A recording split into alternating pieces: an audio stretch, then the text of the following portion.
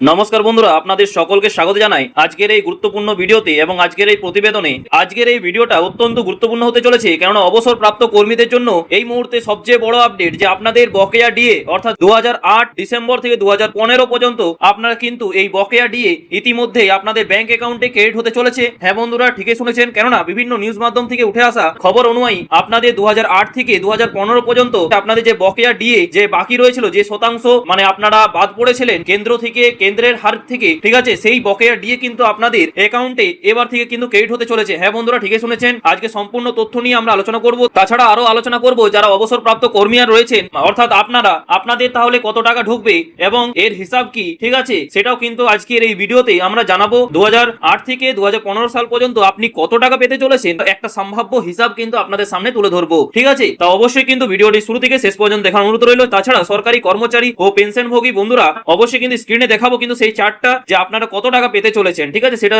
অবশ্যই জানাবো। আপনারা সাথে থাকুন। চলুন আজকের আপডেটে ফিরে আসা যায়। দেখুন, সরকারি কর্মচারী ও পেনশনভোগী বন্ধুরা অবশেষে আপনাদের দীর্ঘদিনের লড়াই এবং অপেক্ষার অবসান হতে চলেছে। হ্যাঁ বন্ধুরা, আপনারা ঠিকই শুনেছেন, কেননা সমস্ত সরকারি কর্মচারী থেকে শুরু করে ফ্যামিলি পেনশনার এবং অবসরপ্রাপ্ত কর্মীদের জন্য আজ এক বিরাট খবর বেরিয়ে আসছে। কেননা নবান্ন থেকে সরাসরি আপনাদের অ্যাকাউন্টে হকের বকেয়া মেটানোর প্রক্রিয়া কিন্তু ইতিমধ্যেই শুরু হয়ে গেল। হ্যাঁ বন্ধুরা, ঠিকই শুনেছেন। এবার অবাক হবেন যে আজকের এটা কি খবর দিচ্ছে, সেটাই কিন্তু আজকের সামনে তুলে ধরবো। আপনি সাথে থাকুন শেষ পর্যন্ত দেখুন আপনারা স্ক্রিনে বিভিন্ন প্রথম সারির নিউজ মাধ্যমের ব্রেকিং নিউজ দেখতেই পাচ্ছেন যে একদম পরিষ্কার ভাবে উঠে আসছে যে 2008 সাল থেকে 2015 সাল পর্যন্ত আপনাদের যে দীর্ঘদিনের বকেয়া ডিএ আটকে ছিল সেই টাকা কিন্তু এবার সরাসরি আপনাদের ব্যাংক অ্যাকাউন্টে ঢুকতে শুরু করেছে। হ্যাঁ বন্ধুরা, ঠিকই শুনেছেন, আপনারা স্ক্রিনে দেখতেই পাচ্ছেন। আর তাছাড়া আপনাদের জন্য যে এক বিশাল খুশির খবর আসতে চলেছে তার আলাদা করে বলার অপেক্ষা রাখে না, তাই না? আজকের এই ভিডিওতে আমি আপনাদের একদম প্রমাণ সহ এবং পেপার কাটিং এবং ভেতরে খবর বিশ্লেষণ করে দেখাবো এবং ক্যালকুলেশন কত আপনি পেতে চলেছেন বকেয়া ডিএ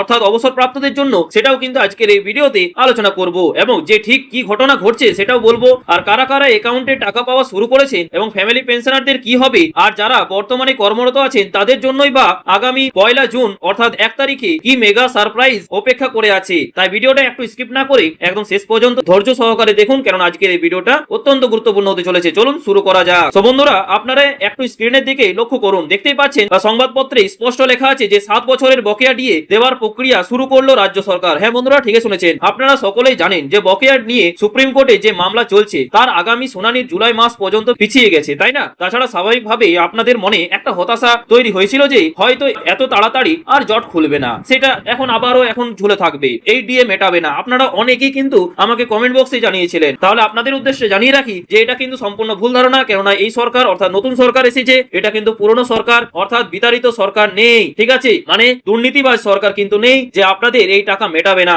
রাস্তার পর রাস্তা আপনারা আন্দোলন করবেন আর আপনাদের কিছু ভাবা হবে না বা টাকা দেওয়া হবে না, আপনাদের হকের টাকা দেবে না, সেটা কিন্তু হতে পারে না, ঠিক আছে। এখন এই মুহূর্তে কিন্তু অর্থাৎ আমাদের নতুন সরকার যেহেতু এসেছে এবং পালাবদল হয়েছে, এই ক্ষেত্রে কিন্তু আপনাদের সমস্ত বকেয়া টাকা কিন্তু মেটাতেই হবে, যেটা আমরা আগের ভিডিওতে আমরা অলরেডি আমাদের আইনজীবী বিকাশ রঞ্জন ভট্টাচার্য তিনি অলরেডি জানিয়েছিলেন, আগের ভিডিওতে আপনারা দেখেছেন। কিছুদিন পেছাবার চেষ্টা করবে অনেক বাহানা নিয়ে, কিন্তু পালাবার পথ নাই, দিয়ে দিতে হবে। সুপ্রিম কোর্টের রায় চূড়ান্ত রায় হয়ে গেছে, সেখান থেকে পালিয়ে যেতে পারবে না কেউ।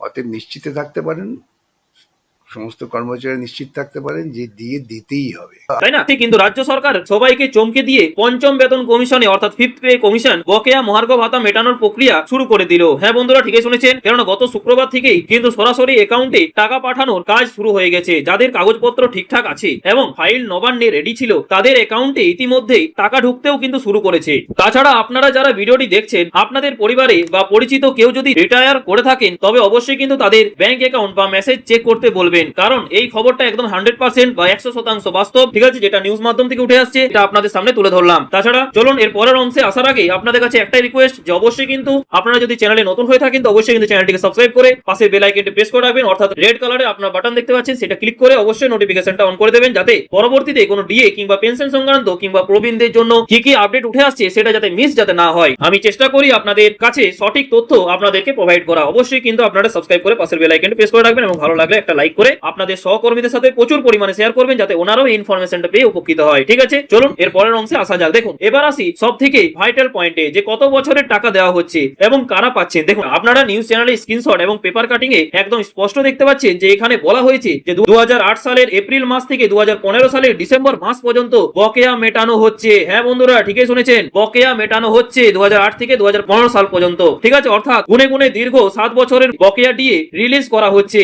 এটা কোনো ছোট অঙ্ক নয় বন্ধুরা, এটা বিশাল অঙ্কের টাকা কিন্তু রিলিজ হচ্ছে। হ্যাঁ বন্ধুরা, ঠিকই শুনেছেন, কিন্তু আপাতত এই টাকাটা কারা পাচ্ছেন এবং নবান্ন সূত্রের খবর যেটা অনুযায়ী উঠে আসছে সেটাই কিন্তু। তাহলে জানিয়ে রাখি, এই মুহূর্তে শুধুমাত্র অবসরপ্রাপ্ত সরকারি কর্মীরাই কিন্তু এই বকেয়া ডিএর টাকা পাচ্ছেন। হ্যাঁ বন্ধুরা, ঠিকই শুনেছেন, আপনারা অলরেডি জানেন, আমাদের আগেকার থাম্বনেইলেও কিন্তু লেখা হয়েছিল যে অবসরপ্রাপ্ত কর্মীদের জন্য খুশির খবর কিন্তু আসতে চলেছে। ঠিক আছে, দেখুন আজকে কিন্তু সেই খবরটা চলে এসেছে। অর্থাৎ আপনাদের যারা অবসরপ্রাপ্ত কর্মী রয়েছেন, সরকারি কর্মচারী, আপনারা অবশ্যই ডিএ পাচ্ছেন এবং প্রতিনিয়তই আপনারা নিজের মোবাইলে স্ক্রিনে মেসেজ অবশ্যই চেক করবেন। তাছাড়া যারা দিনের পর দিন সরকারি দপ্তরে নিজেদের জীবনের অমূল্য সময় দিয়েছেন, তাদের সেই প্রাপ্যের কিছুটা অংশ দিয়ে এই শুভ কাজের সূচনা হলো। হ্যাঁ বন্ধুরা, ঠিকই শুনেছেন। তাছাড়া ফ্যামিলি পেনশনারদের ক্ষেত্রেও কিন্তু নিয়ম অনুযায়ী এই টাকা ধাপে ধাপে রিলিজ হওয়ার কথা। যারা ভাবছিলেন যে টাকা কি আদৌ পাওয়া যাবে কিনা, তাদের জন্য এটা একটা বিশাল বড় পজিটিভ দিক, তাই না? আর আপনাদের কি মতামত অবশ্যই কিন্তু কমেন্ট বক্সে জানাতে ভুলবেন না। তাহলে এবার চলে আসি তার পরের অংশে, সেটা হচ্ছে এখন আপনাদের মনে সবচেয়ে বড় যে প্রশ্নটা ঘোরাফেরা করছে যে দাদা, যারা বর্তমানে কর্মরত আছেন তারা কবে পাবেন, আর কেএমসি, মিউনিসিপ্যালিটি বা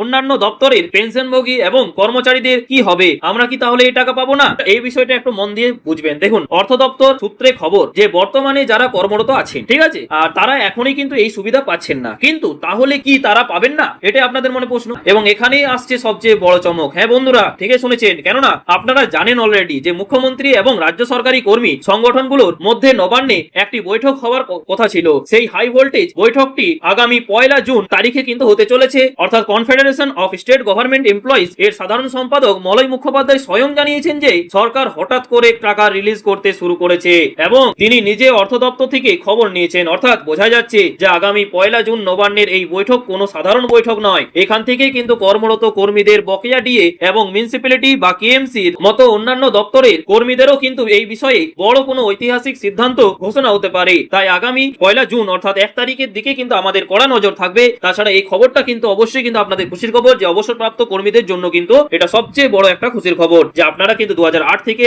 2015 সাল পর্যন্ত অবশ্যই বকেয়া ডিএ কিন্তু আপনারা পেতে চলেছেন। এই নিয়ে আপনাদের কি মতামত অবশ্যই কিন্তু কমেন্ট বক্সে জানাবেন। এবার চলে আসি সেই প্রশ্নে যেটার জন্য আপনারা অপেক্ষায় ছিলেন এতক্ষণ ধরে, তাই না? আপনারা বলবেন যে দাদা, আচ্ছা ঠিক আছে, আমি তো জানলাম যে আমরা অবসরপ্রাপ্ত কর্মী, আমাদের এই বকেয়া ডিএ মেটানো হবে, ঠিক আছে, 2008 থেকে 2015 পর্যন্ত। তাহলে প্রশ্ন করবেন যে আমরা তাহলে কত টাকা পেতে চলেছি, আমরা এই যে হিসাবটা, তার হিসাব কি, তার হিসাব কত, যে আমরা কত টাকা পাবো। দেখুন এবারে কিন্তু আপনাদের সেই প্রশ্নেই চলে আসি স্টেপ বাই স্টেপ। আপনারা স্ক্রিনে এবারে দেখতে পাবেন যে 2008 থেকে 2015 সাল পর্যন্ত যে ডি এর ফারাক এবং আপনারা কত টাকা পেতে চলেছেন সেটারও একটা সম্পূর্ণ হিসাব বা ক্যালকুলেশন কিন্তু আপনাদের সামনে এবার তুলে ধরা হবে। সো বন্ধুরা, তার আগে আপনারা যদি এই চ্যানেলে নতুন হয়ে থাকেন তাহলে আমাদের অবশ্যই কিন্তু চ্যানেলটিকে সাবস্ক্রাইব করে পাশের বেল আইকনটি প্রেস করে এবং ভালো লাগলে একটা লাইক করে আমাদের এই ফ্যামিলির একটা সদস্য হয়ে অবশ্যই থাকবেন, যাতে পরবর্তীতে কোনো গুরুত্বপূর্ণ আপডেট মিস যাতে না হয়। চলুন এবারে বেশি না কথা বলে আপনাদের ডাইরেক্ট চার্টে আসা যাক, আপনারা কত টাকা পেতে চলেছেন। দেখুন আপনার স্ক্রিনে এবার দেখতে পাচ্ছেন, আপনারা দেখতে পাচ্ছেন যে 2008 থেকে 2015 ডিএ শতাংশের ফারাকের চার্ট। পঞ্চম বেতন কমিশন অর্থাৎ রোপা 2009 অনুযায়ী বছরের শেষে ডিসেম্বর মাস নাগাদ, ঠিক আছে, কেন্দ্র ও রাজ্যের ডিএর হারের যে পার্থক্য ছিল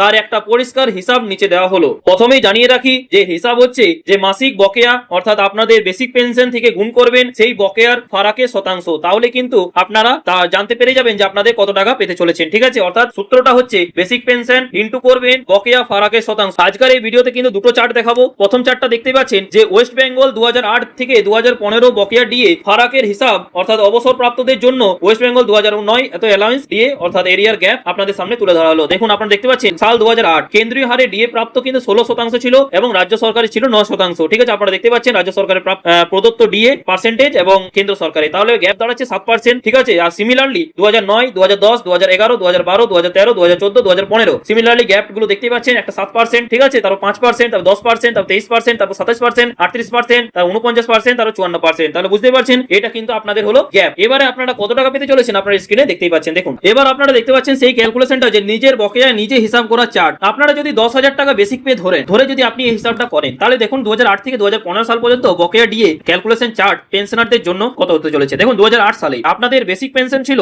10,000 টাকা। ঠিক আছে, তো আপনার 10,000 টাকা ছিল, সেই 10,000 টাকা দিয়ে যদি আপনি গুণ গুণ করেন সেই ফারাকটা, যে ফারাকটা আমরা বললাম যে কেন্দ্রীয় হার এবং আপনাদের রাজ্যের যে হার, সেই দুটাকে যদি আপনারা কম্পেয়ার করেন তাহলে আপনাদের দাঁড়াবে 7%, তাই না? তখন আপনারা দেখলেন তো 7% দিয়ে যদি গুণ করেন তো আপনাদের বেসিক পে দাঁড়াবে 700 টাকা, ঠিক আছে? এবং সেটাই কিন্তু আপনাদের যদি সম্ভাব্য বাৎসরিক বকেয়া অর্থাৎ 12 মাসের যদি ধরা হয় 6 মাস তাহলে কিন্তু আপনাদের দেখতে পাচ্ছেন যে 8,400 টাকা। সিমিলারলি 2009 সালে আপনারা দেখতে পাচ্ছেন বেসিক পে যদি 10,000 টাকা ধরা হয় তাহলে 5% গ্যাপ অনুযায়ী বা ফারাক অনুযায়ী আপনারা পেতে চলেছেন মানে সম্ভাব্য মাসিক বকেয়া সেটা হচ্ছে 500 টাকা। সেই 500 টাকাটা যদি 12 মাসের যদি হিসাব করা হয় তাহলে আপনারা কিন্তু পেতে চলেছেন 6,000 টাকা। এরপর দেখতে পাচ্ছেন 2010 সালে 10,000 টাকা যদি বেসিক পে যদি ধরা হয় তাহলে 10% কে যেহেতু মানে ফারাক ছিল তাই সেটা কিন্তু মাসিক বকেয়া কিন্তু রয়েছে 1,000 টাকা, সেটা কিন্তু 12 মাসের দাঁড়াবে সেটা 12,000 টাকা। সিমিলারলি 2011 সালে আপনারা দেখতে পাচ্ছেন 10,000 টাকা যদি বেসিক পে হিসেবে যদি ধরা হয় তাহলে 23% এর গ্যাপ ছিল, সেই 23% এর গ্যাপটা যদি গুণ করে দেন এই 10,000 টাকা দিয়ে, ঠিক আছে, আপনাদের অর্থাৎ বেসিক পে দিয়ে, ঠিক আছে, সেটা দিয়ে হবে দেখবেন আপনারা দেখতে পাবেন 2300 টাকা। সেই 2300 টাকার কিন্তু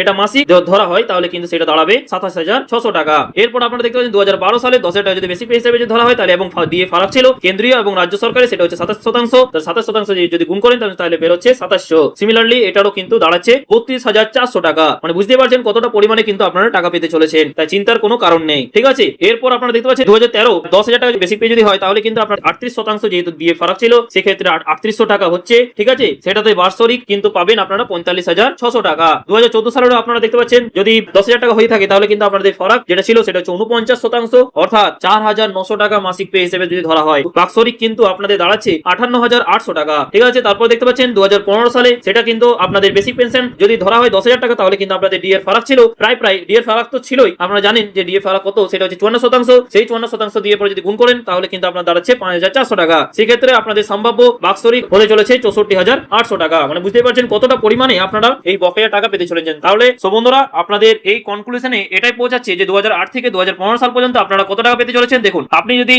একটা সম্ভাব্য যদি আমি বলে রাখি মোটামুটি আপনাদের দাঁড়াচ্ছে 2,55,600 টাকা। মানে বুঝতেই পারছেন কতটা পরিমাণে আপনাদের টাকা কিন্তু বৃদ্ধি হতে চলেছে। অর্থাৎ একজন যদি কর্মী মানে অবসরপ্রাপ্ত কর্মী যদি 10,000 টাকা বেসিক পে হয়ে থাকে তাহলে আপনারা পেতে চলেছেন 2008 থেকে 2015 সাল পর্যন্ত যদি হিসাব দাঁড়াচ্ছে আপনাদের প্রায় 2,55,600 টাকা। মানে বুঝতেই পারছেন। এই নিয়ে আপনাদের কি মতামত অবশ্যই কিন্তু কমেন্ট বক্সে জানাতে ভুলবেন না, ঠিক আছে? আশা করছি আপনাদের এই ইনফরমেশনটা আপনারা অনেকেই কিন্তু উপকৃত হয়েছেন আশা করছি, ঠিক আছে? আর আপনারা যদি উপকৃত হয়ে থাকেন তো অবশ্যই কিন্তু আপনাদের সহকর্মীর সাথে শুরু করে আপনাদের প্রচন্ড পরিমাণে এই ভিডিওটি অবশ্যই কিন্তু শেয়ার করবেন যাতে ওনারও এই ইনফরমেশনটা পেয়ে উপকৃত হয়, ঠিক আছে? এবং মনে কিছু প্রশ্ন থাকলে অবশ্যই নির্দ্বিধায় কিন্তু জানাবেন যাতে আমি সেই কমেন্টটা পড়ে অবশ্যই কিন্তু রিপ্লাই দেওয়ার চেষ্টা করবো। আজকে এই পর্যন্তই, দেখা হচ্ছে পরের ভিডিওতে নতুন কোনো আপডেট নিয়ে। থ্যাংক ইউ, পাশে থাকবেন, সুস্থ থাকবেন।